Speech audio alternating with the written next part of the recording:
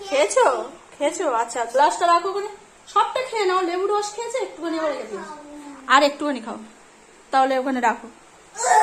এখন 1টা বাজে, ভাত খাওয়া আমাদের সকলের হয়ে গেছে। আর সকালে ভিজিয়েছি, জানি না এখন পেস্ট হবে কি।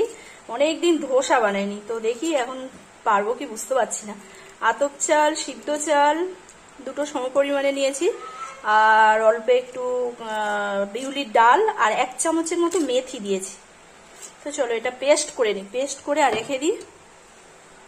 তারপরে রাত্রে সবগুলো একসঙ্গে পেস্ট করে নিয়েছি, আর এটা ভালো করে ঢাকা দিয়ে, এরকম এটা দিয়ে ঢাকা দিয়ে রেখে দেবো। এখন 6:30 বাজে, সন্ধ্যাটা দিয়ে আসলাম, আর সৌনককে একটা কাজ দিয়ে এসেছি, ও লিখছে। আর আজকে বৃষ্টি শুরু হয়েছে, মানে এত গরম, প্রচন্ড গরম পড়েছে। বৃষ্টি এই হয় করে আজকে হয়েছে, শুরু হয়েছে, কিন্তু সেরকম ভাবে বৃষ্টি হচ্ছে না, আরো গরম হচ্ছে, টুকটুক করে চলছে, মানে বিকাল থেকে অল্প অল্প করে পড়ছে। আর আমি আজকে ভাবলাম কয়েকটা খাবার বানাই। মিষ্টি তো এদিকে মালপোয়া করবো বলে একটু সুজি, ময়দা, চিনি দিয়ে মিশিয়ে রেখেছি, ব্যাক ক্যামেরা দেখাচ্ছি। আর একটা পাতলা সিমাই করে রেখেছি, এটা ফ্রিজে রাখবো, কালকে খাবো। পাতলা করে সিমাই বানিয়ে আর ফ্রিজে রাখলে পরের দিন খেতে খুব ভালো লাগে।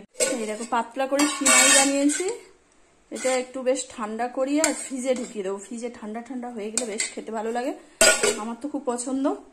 আর এখানে এই মালপোয়া করবো বলে ব্যাটার রেডি করেছি, মালপোয়াটা ভাজবো। সুজি, চিনি, ময়দা সমান সমান দিয়েছি, দিয়ে উষ্ণ গরম জলে দিয়ে ফেটিয়ে আর ভাজবো। আর একটা জিনিস দেখাই, কারি পাতা, পেঁয়াজ আর টমেটো, কাঁচা লঙ্কা রেডি করেছি। এটা আলু সিদ্ধ করেছি, ওটাকে ভালো করে ভর্তা বানিয়ে নেবো। নিয়ে আর একটু ওই যে ওবেলা বললাম ধোসার ব্যাটার করেছি, এখন জানি না, মানে সারা রাত রাখলে ভালো হতো, এখন হবে কি জানি না। তো ধোসা বানাবো, তার সঙ্গে আলু ভর্তা। ডালডার প্যাকেট অনেকদিন হয়ে গেছে, কিনে রেখেছি, 1 মাসের মতো হতে যায়। তো এটা এখনো ব্যবহার হয়নি, আজকে এটা দিয়েই ভাজবো ভাবছি। ডালডাটা খেতে, ডালডার ফ্লেভারটা আমার খুব ভালো লাগে। ঠিকঠাক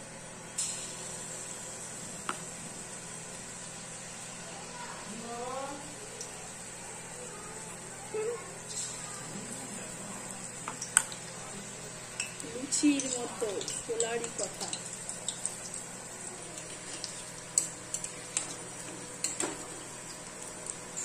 সর্ষে, কারি পাতা, একটা শুকনো লঙ্কা ফোড়ন দিয়ে, পেঁয়াজ আর অনেকগুলো টমেটো, 2টো টমেটো কুচি দিয়েছি। তো এই যে মশলাটা রেডি হচ্ছে। কারি পাতা এখনো দেবো, কারি পাতার সেন্টটা খুব ভালো লাগবে। আর তারপরে যদি টক, 2টো টমেটো দিয়েছি, টক যদি না হয় তারপরে অল্প একটু পাতিলেবুর রস দেবো। মশলাটা ভালো করে কষিয়ে নিলাম, আদা, জিরে গুঁড়ো সবকিছু দিলাম। দিয়ে মশলাটা কষানো হয়ে গেলে আর আলুর সিদ্ধটা ভালো করে হাত দিয়ে ভেঙে ভেঙে দিয়েছি। এবারে এটাকে কষিয়ে নিতে হবে বেশ কিছুক্ষণ ধরে। লবণও দিয়ে দিয়েছি আমি মশলার সঙ্গে। ফ্রাইং প্যানটা একটু ছোট হয়ে গেল। চলো দেখা যাক ব্যাটারটা কেমন হয়েছে। তো প্রথমে অল্প করে ব্যাটার নিয়ে দেখবো। ও হয়েছে, ফার্মেন্টেশন হয়েছে মোটামুটি। দিয়ে জল দিয়েছি আর অল্প লবণ দিয়েছি, দিয়ে একটা এরকম ব্যাটার বানিয়েছি, আর একটু জল লাগবে। এটা প্রথম 2টো ধোসা বানিয়ে দেখবো কেমন হচ্ছে, তারপরে সব ব্যাটারটা আবার এরকম গুলে নেবো জল দিয়ে। অল্প করে তেল দিয়েছি আর জল দিয়ে একটু মুছে নিলাম।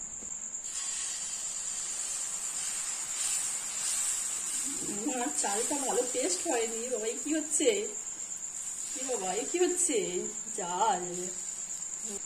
কি হচ্ছে, হলো না। এই ফার্স্ট টাইম কোনো কিছু বানাতে থেকে আমি ব্যর্থ হলাম। তো যা কিছু মোটামুটি চেষ্টা করি হয়, আর পিঠের মতো, সরু চাকলির পিঠের মতো হয়েছে, কিন্তু বেশ মচমচে ভাবটা আসেনি। আর একটু বেলা আতপ চালের থেকে সিদ্ধ চালের পরিমাণটা বেশি ছিল, ওই জন্য কি জানি ঠিকঠাক হলো না। সোনায়ের মনটা খুব খারাপ হয়ে গেছে, ধোসা খায় বলে রেডি হয়েছিল। সোনাকের জন্য 2টো রুটি এই ময়দা দিয়ে ডিম দিয়ে বানিয়েছি, গোলা রুটি টাইপের। আর বাকি ব্যাটার আছে, কালকে ভাবছি ওটা কি করবো, ইডলির মতো বসিয়ে দেবো, হবে কি জানি না। পানি সস লাগবে, যা বেশি পড়ে গেছে। সরে এসো, বাবা বসবে, সরে এসো, বাবা বসবে, সরে এসো।